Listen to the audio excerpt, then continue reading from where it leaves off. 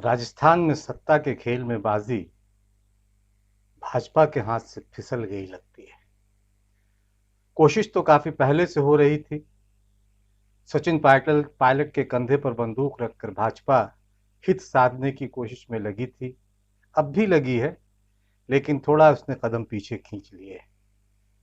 राजस्थान की गतिविधियों को जम्मू कश्मीर से जोड़कर भी देखा जा सकता है और भाजपा के खेल को समझा जा सकता है।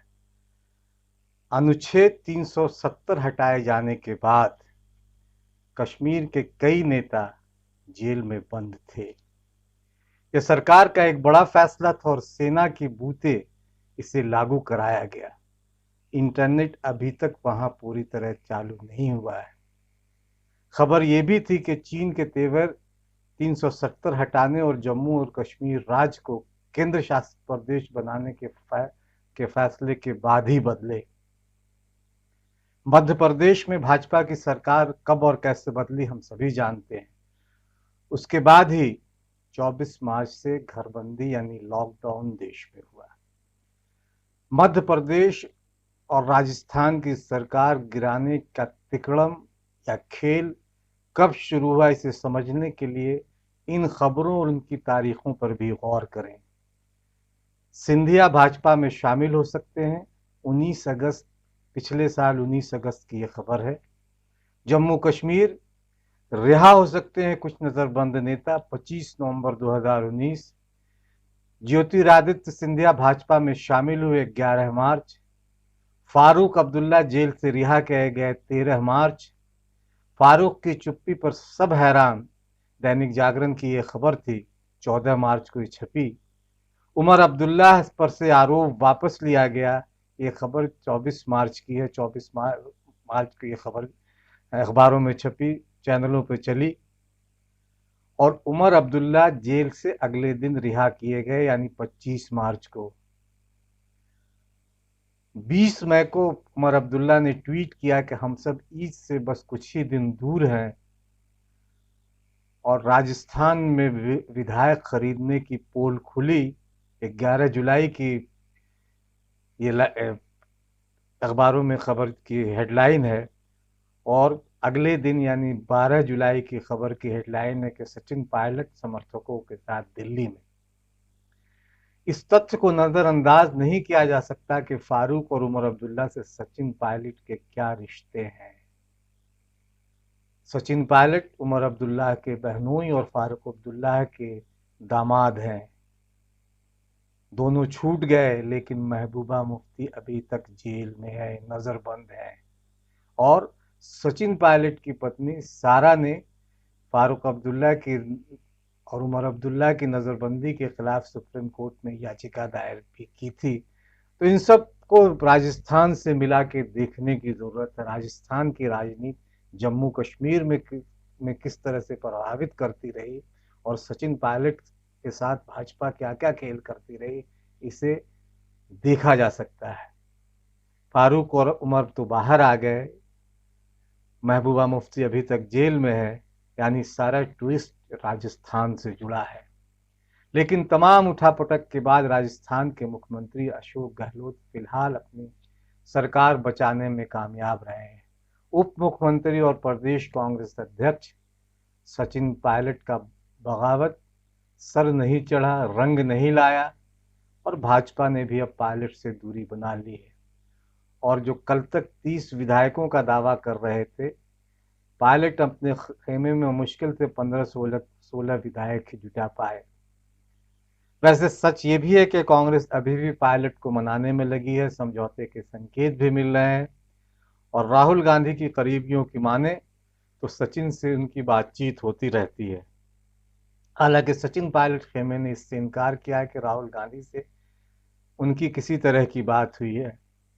रणदीप सिंह सुरजेवाला का कहना है कि परिवार के झगड़े परिवार में ही सुलझा लेने चाहिए, लेकिन गहलोत की मुश्किलें हालांकि अभी भी खत्म नहीं हुई, क्योंकि उनका दावा 109 विधायकों के समर्थन का था।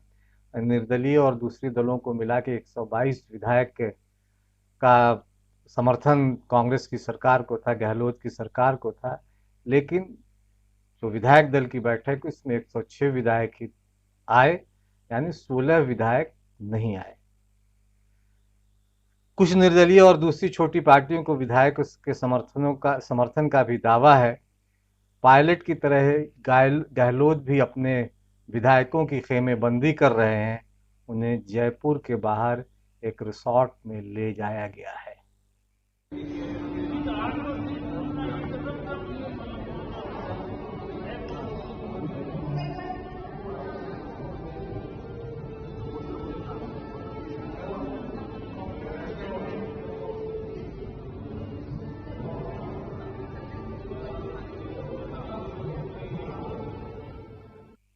राजस्थान में सियासी गतिविधियों के बीच ही राहुल गांधी ने 2 ट्वीट किए और इशारे इशारों में राजस्थान के घटनाक्रम को लेकर बात की।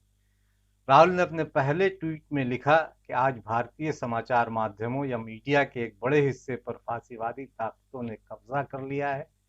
टीवी चैनल, व्हाट्सएप फॉरवर्ड और झूठी खबरों से नफरत भरी कहानी पूरे देश में फैलाई जा रही है। एक दूसरे ट्वीट में उन्होंने कहा, यानी राहुल गांधी ने, मैं अपने वर्तमान मामलों, इतिहास और संकट के बीच सत्य में रुचि रखने वालों के लिए स्पष्ट और सुलभ बनाना चाहता हूं। कल से मैं आपके साथ वीडियो पर अपने विचार शेयर करूंगा। उधर गहलोत सरकार को समर्थन दे रही भारतीय ट्राइबल्स पार्टी ने कांग्रेस के अशोक गहलोत सरकार से समर्थन वापस लेने की बात कही है। पार्टी के अध्यक्ष महेश भाई वासवा ने अपनी पार्टी के दोनों विधायकों को पत्र लिखकर निर्देश दिया और कहा कि विधानसभा में फ्लोर टेस्ट के समय वे न तो कांग्रेस को, न अशोक गहलोत को, न सचिन पायलट को और न ही भाजपा को वोट करें। दोनों विधायकों को वोटिंग के दौरान एब्सेंट रहने को कहा गया। पार्टी ने साथ साथ यह भी कहा कि अगर दिशा निर्देश न मानेंगे दो विधायक तो उन पर अनुशासनात्मक कार्रवाई की जाएगी। भारतीय ट्राइबल्स पार्टी के 2 विधायक हैं। हालांकि पार्टी के विधायकों ने यह कहा कि यह गलतफहमी में चिट्ठी जारी हो गई है और वो कांग्रेस गहलोत सरकार के साथ अभी भी पूरी ताकत के साथ खड़े हुए हैं और ऐसा माना जा रहा है कि अगर जरूरत पड़ी तो वो दोनों कांग्रेस में शामिल हो सकते हैं। उपजे सियासी संकट के बाद गहलोत ने अपने निवास पर विधायकों की बैठक बुलाई और इस बैठक के बाद उन्होंने मीडिया को विक्ट्री का साइन दिखाया। इसके बाद ही कांग्रेस पार्टी ने दावा किया कि राजस्थान में उसकी सरकार को कोई खतरा नहीं है। गहलोत ने 106 विधायकों के समर्थन का दावा किया। हालांकि सचिन पायलट ने जोर देकर कहा कि कांग्रेस बहुमत खो चुकी है। किसी भी तरह का जोखिम न उठाते हुए कांग्रेस ने अपने विधायकों को सुरक्षित स्थान यानी रिसोर्ट की जो पॉलिटिक्स है बसों में भर कर ले गया, 2-3 बसों में, जिसमें एक बस में खुद अशोक गहलोत भी थे, ताकि विधायकों की खरीद फरोख्त न हो सके। कांग्रेस के कुछ नेता सचिन पायलट के पास भी पहुंचे जो उन्हें किसी तरह मनाने की कोशिश में जुटे हैं। देर रात सचिन पायलट खेमे ने एक वीडियो जारी किया जिसमें 16 विधायक, माना जा रहा है कि वो भी उनके खेमे के विधायक हैं, 16 लोग दिखाई दे रहे हैं, माना जा रहा है कि 16 विधायक हैं। लेकिन इस बीच केंद्र सरकार ने खेल खेला और आयकर व ईडी की टीम ने अशोक गहलोत के 4 करीबियों के 22 ठिकानों पर छापा मारा।